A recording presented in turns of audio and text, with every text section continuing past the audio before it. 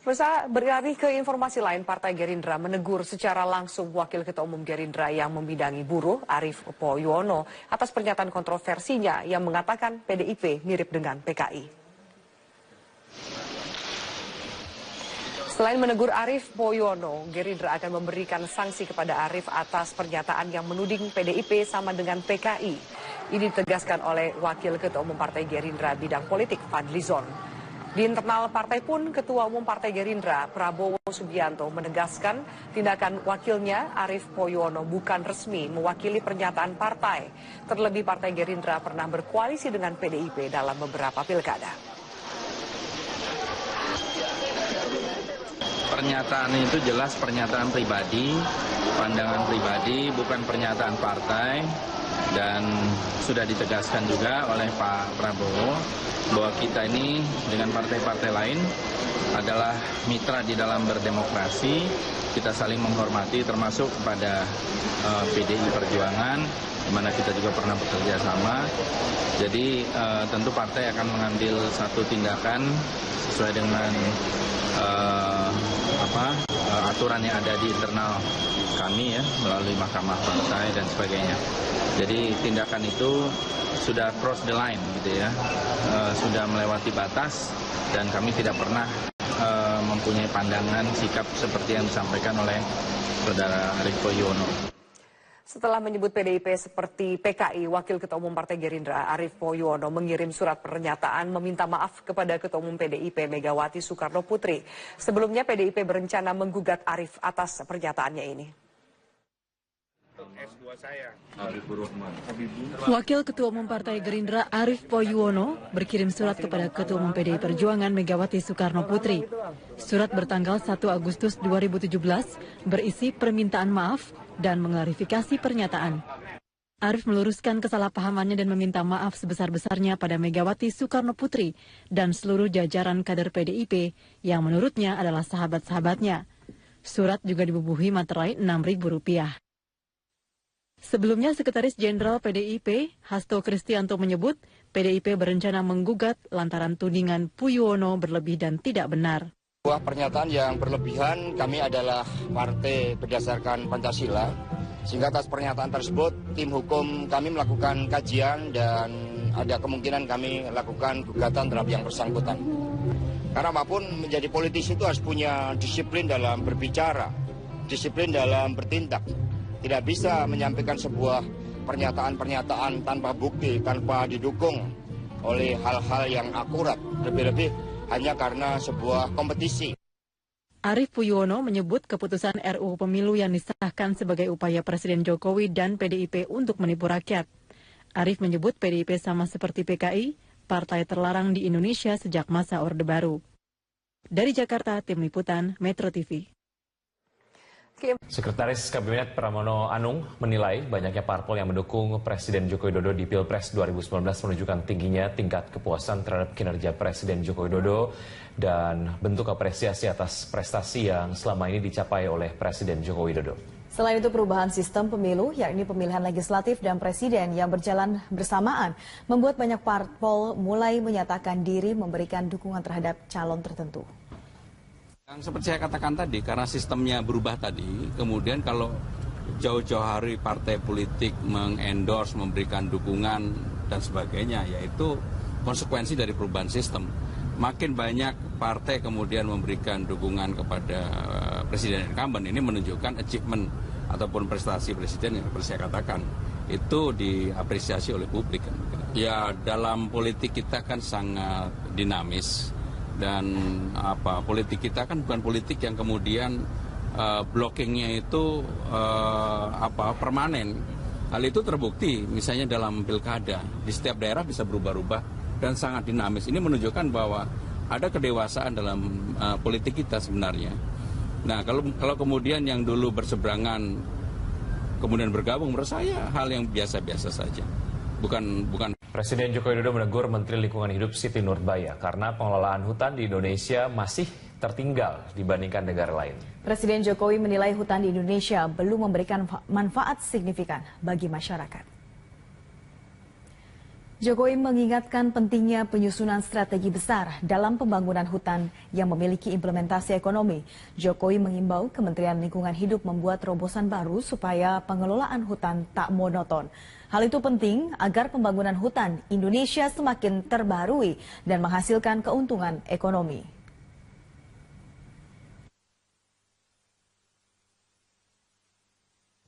Jangan kita berpikir linier, berpikir monoton, tidak pernah membuat terobosan-terobosan sehingga dalam sekian tahun ini, mohon maaf, pengelolaan hutan kita berada pada posisi yang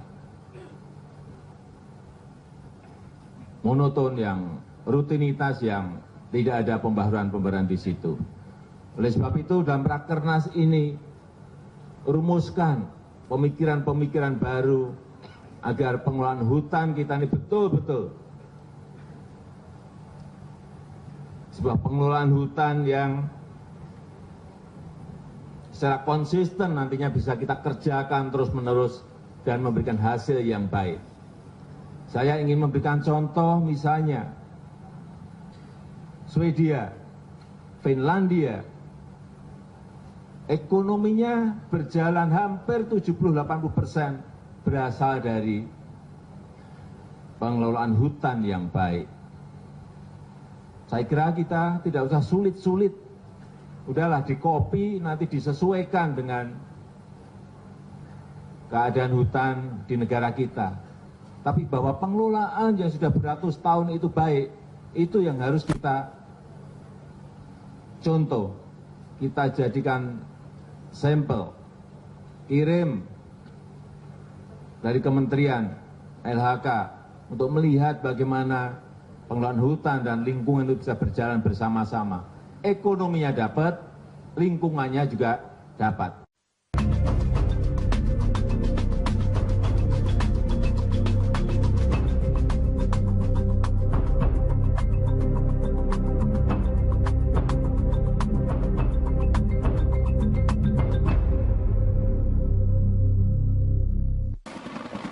Kebakaran hutan dan lahan atau karhutla mulai marak terjadi di kawasan hutan open access yang tidak dibebani izin pengelola.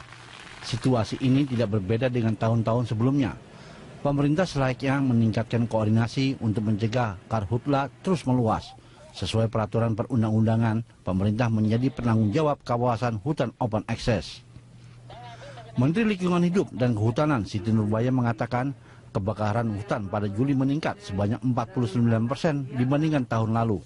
Namun jika dibandingkan dengan Juni, hanya meningkat sekitar 20 hingga 23%. Siti menyebut titik panas atau hotspot yang masih terpantau ada di Kalimantan Barat, Riau, dan Nusa Tenggara Timur. Penyebab utama tak lain karena pembukaan lahan tradisional yang dilakukan secara serentak karena kebiasaan masyarakat yang sengaja membakar lahan untuk menumbuhkan rumput baru. Sementara itu, Presiden Joko Widodo dalam memperingati Hari Lingkungan Hidup 2017 memerintahkan untuk menghentikan penyalahgunaan izin pengelolaan hutan. Presiden juga meminta terobosan dalam pengelolaan lahan gambut. Menurut Jokowi, cara peningkatan kesejahteraan masyarakat sekitar hutan dapat dilakukan dengan cara agroforestry atau perpaduan pengelolaan hutan tanaman kayu dengan penanaman komoditas pertanian, dan silvopastur atau praktek menggabungkan kehutanan dan pengembala. Harapannya agar nanti akan ada hutan tanaman energi yang memberi manfaat ekonomi kepada rakyat. Apakah masyarakat sejahtera jika hutan terus terbakar? Bagaimana penanggulangan kebakaran hutan oleh Menteri Lingkungan Hidup dan Kehutanan? Tim Liputan, Berita 1, Jakarta. Kebakaran hutan tanpa akhir itulah tema dialog kita pagi ini, dan kita akan membahasnya bersama manajer kampanye hutan dan perkebunan Wahana Lingkungan Hidup atau WALHI. Ada Mbak Fatilda Hasibuan. Selamat pagi Mbak Fatilda, terima kasih sudah hadir di studio kami hari ini. Dan Anda juga dapat berpartisipasi dalam dialog ini melalui line telepon yang tertera di layar televisi Anda. Saya langsung ke Mbak Fatilda. Memang susah ya untuk membuat permasalahan kebakaran hutan ini selesai? Bukan persoalan susah tidaknya ya, tapi kebakaran hutan kan itu ada di tanah gambut biasanya. Kalau tanah mineral itu terbakar selesai. mungkin.